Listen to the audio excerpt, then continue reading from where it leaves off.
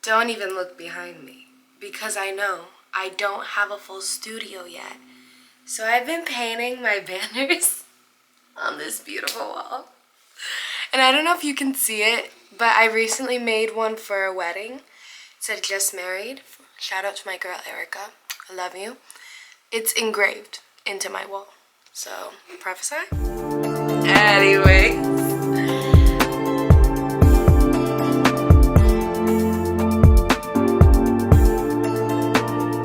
Hi everyone, welcome back to Growing in Truth podcast. I know, where has your girl been? Many things. I guess we've been reading books and we've been writing books. So it's pretty amazing over here. And we've also been painting and we've also been preaching and we've also been teaching. Oh my gosh, the life that the Lord has given me. It is one that I thought rest was going to be one thing, and turns out rest is a completely other thing. I am not resting in any way that I thought I would be, but I can't say that I am restless because the Lord is so incredible and He's gracious. And now I'm here recording and speaking with you. Why? Because I think there's a pending question in the midst of all these things that we've been working on and all the things that God is doing in other people's lives. A lot of exposure I'm seeing, a lot of movement, a lot of renovations of faith. That's what I see. I'm seeing that there were a lot of people around me that their homes, referring to everything that they live in internally, were setting up faith to be one thing, and suddenly God is just shaking every home. And if your faith is standing, good. But there's more pressure ahead. And if your faith was not standing, there's a lot of rebuilding that He's doing. So I believe this is a beautiful time to be living. If you are born now, if you're born in this generation, you were made for a time like this. He's faithful. He's so faithful. Where can I even begin? Because I can say, yes, I have in fact been reading books. It's been so good. I have to share one with you guys. And by the way, this is going to be kind of different. I'm not treating this like a giving word. I want you guys to just see me and be with me. And we'll also explore a little bit of the Lord's beautiful lessons and presence in the midst of books. And it's all going to go back to one topic, which is about change. I know that living in a time like today, podcasts are all about changing and how to do this and how to stop doing this and how to remove these things and blah, blah, blah. That's a beautiful, beautiful, beautiful thing. And I'm so grateful that everyone is being drawn towards this topic of change. But how in the world can we change if we do not slow down? So I asked the Lord, how in the world can I change for you permanently? Not in a way of changing for the sake of those that are seeing me, not changing for anyone else, not changing at the pace of anything else. How can I change in you and for you? And He gave me this wonderful book. I wish I could put this book on every billboard that I see. If you've not ever heard of this book, it's called The Ruthless Elimination to Hurry. Shout out to Mr. John. Insane read, by the way. And you know what I love? Because we live in a time where our attention span is horrible. So we can't even look at a video for more than 30 seconds unless it entertains us. And I think when it comes to reading, which is why reading the Bible has gotten so much harder, when it comes to reading, it's like, if this is not grabbing my attention, I'm giving up on this so quickly. Even if I spent my $14.99 on it. Look at how this is laid out. Me reading this, I feel like I'm reading text messages. And I think that's what? Stroke? I think that's what He did on purpose. I think our beautiful author did this on purpose. He made this look like text messages so that our attention span could be maintained while also we gain great insight. And I want to just share something with you. Because as I'm only halfway through the book, my life is being shaken in every way possible. Lots of things in my foundation of both faith and character that I thought were not just normal but acceptable in the kingdom of God. And suddenly I'm seeing, wow, there is so much more I have to learn. I love that kind of humility. And I'm looking here, I'm just going to read one part to you. He's talking about yoke and just what it means to be carrying the yoke that our lovely Jesus offers us. And funny, being on the topic of rest and change, I think it's so different when we see yoke in a way of living a life that is like Jesus, not living for him, but living a life like him. Because if we live like him, then we're living for him automatically. But when you live a life for him without being like him, you end up straining your entire body, soul, mind, and heart. You're completely losing sense of your identity. You're losing all energy, losing all focus. It's bad when you choose to live a life for Jesus without really reflecting the lifestyle of Jesus. And he talks about that, which I was like, the audacity. The audacity to say, many of us want to experience the life of Jesus without adopting the lifestyle of Jesus. Are you joking? I'm sorry. I'm going to keep reading, actually. I'm not going to get too excited yet. He continues to say, the way that you organize your time, spend your money, all of it points back to, do you live a lifestyle like Jesus? Okay, understood. Now it says, these are the symptoms if you're not living a lifestyle like Jesus. You have anxiety at a simmer.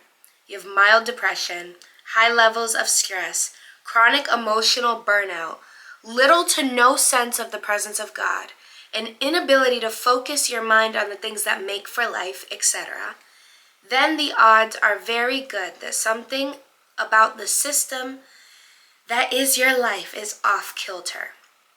And beyond that, it says the way you've organized your morning and evening routine, the way you organize your schedule, your budget, your relationship with your phone.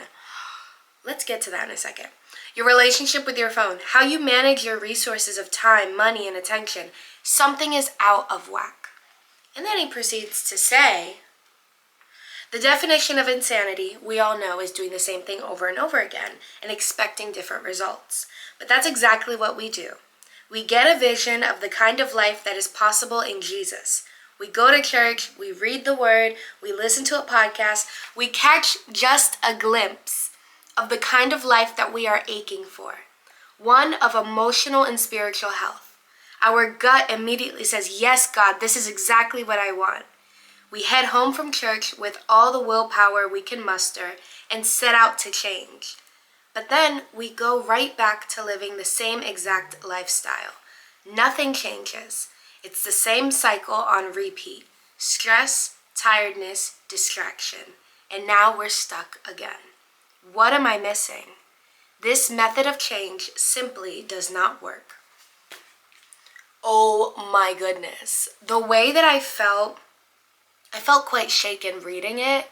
And then I quickly realized, wait a minute, this is the exact trap that I think even the enemy is involved in when it comes to how we attach ourselves to the word, that we have a very quick detachment for some reason. Like, we're very emotional. We just move based on what we think is healthy and what we think sounds good and all these steps and how-tos, and we just think all these things are going to help us, and then suddenly we see that nothing is sticking, nothing is working, when really all we have to do is follow his way.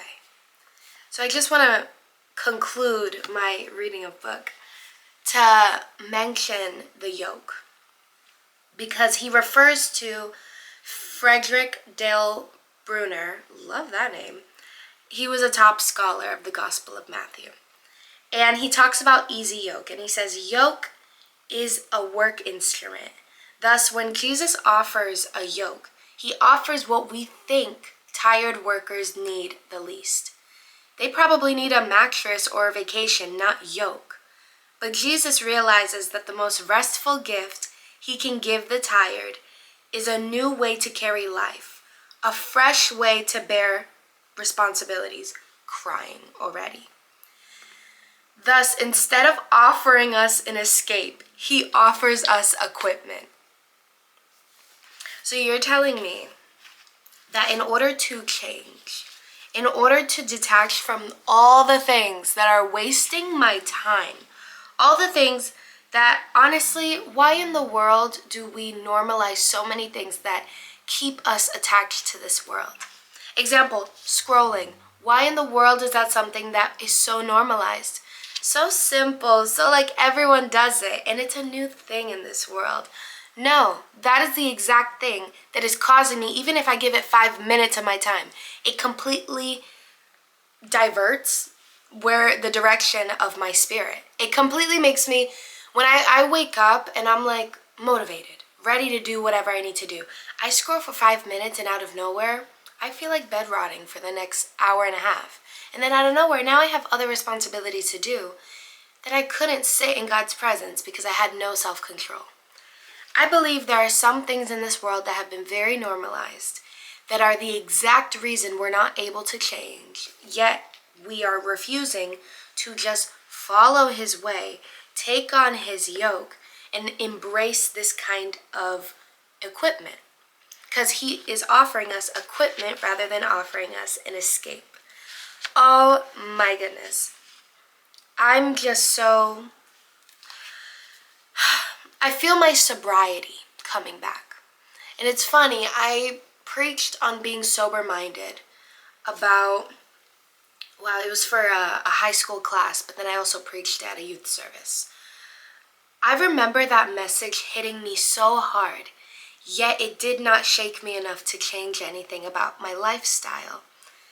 And suddenly I realized I needed to move if I wanted to remain sober, because being sober feels so good. I don't just mean like not being high and not being drunk and not being on all these things that remove your physical sobriety. I mean the emotional sobriety. I mean being aware of God's presence, being aware of his movements, his voice, being aware of him. It feels so good to feel like I know where he's sitting right now.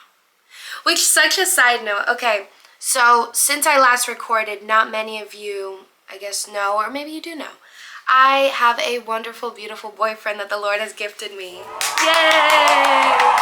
Can I, picture of him here? I love it. I love the Lord's will. I love how perfect he is in his timing. I mention him because I remember the other day, I was literally just saying out loud, like we were on FaceTime, I was doing chores, he was doing something else.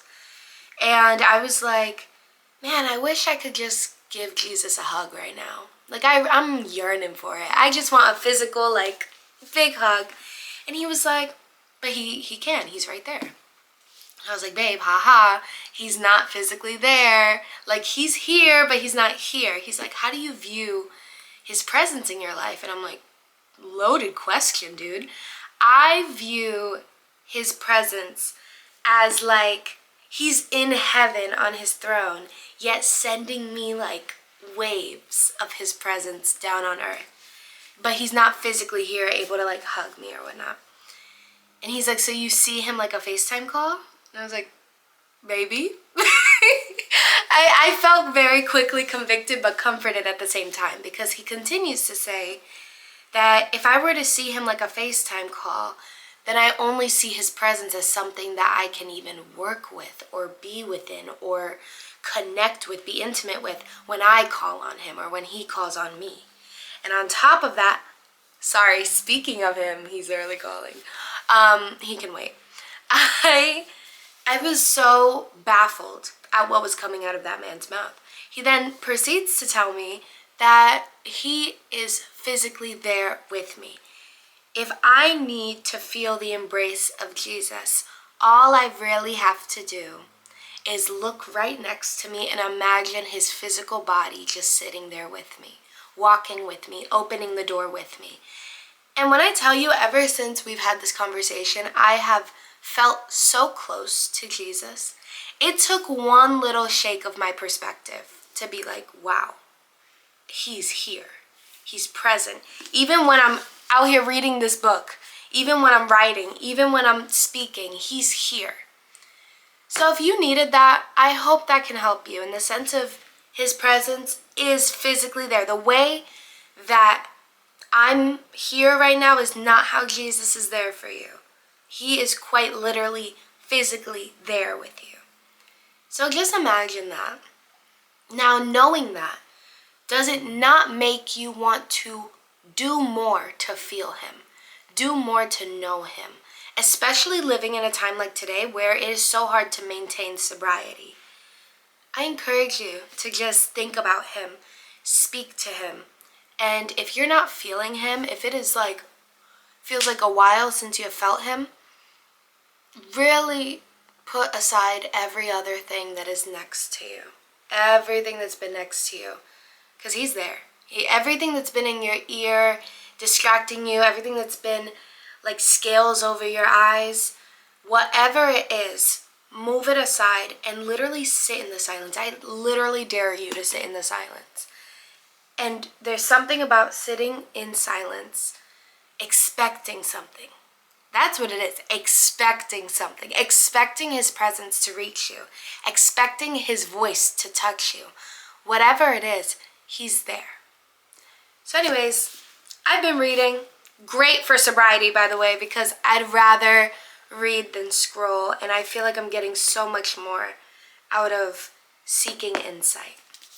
I have another book that I definitely want to tell you guys about. So we're going to get to that. But to conclude this beautiful little update, I also have been writing a book. Now, I was very weary at first. I, of course, move in the Lord's timing. I told him, I don't know when you want me to tell everyone about the book, but here she is. I've been working on her. I need you to know, been working on her for a while. Why? Because I wrote a lot, and then I very quickly realized that I had been writing without God's presence. Scary. Erased it, redid it, and this time did it in wisdom, did it with his insight, did it by his hand. Now we're just editing, doing the little tweaks, and hopefully we'll be able to release something quite soon. And being under the beautiful mentorship of a wonderful woman who also wrote a book. But I will be sharing all those things very soon.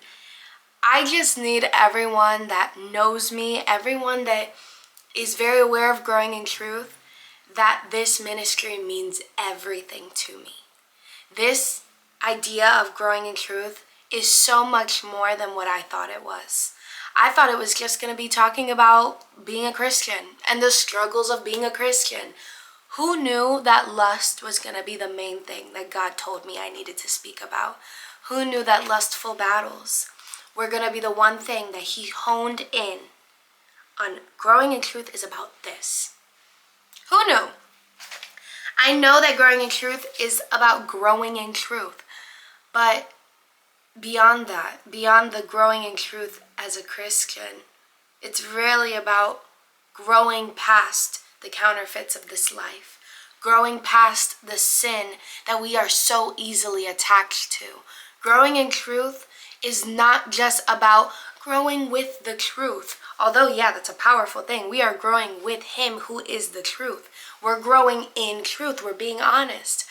But above all that, we are also growing in the truth that this is the only thing we have, the only thing we can believe in, the only thing we have to follow if we want to live a life that is worthy of being called his, and a life that fulfills us to the point we are overflowing. So expect to hear more about this soon. Expect to hear more about reading soon. And just know growing in truth has not given up. There's been a lot of things that God had to renovate in my heart in this ministry. But he's doing a work. And the fact that we are here right now, sitting here together, I know that God has something abundantly beautiful coming. So I love you guys so much, and I hope you can enjoy this little update. Growing in Truth will be back very soon.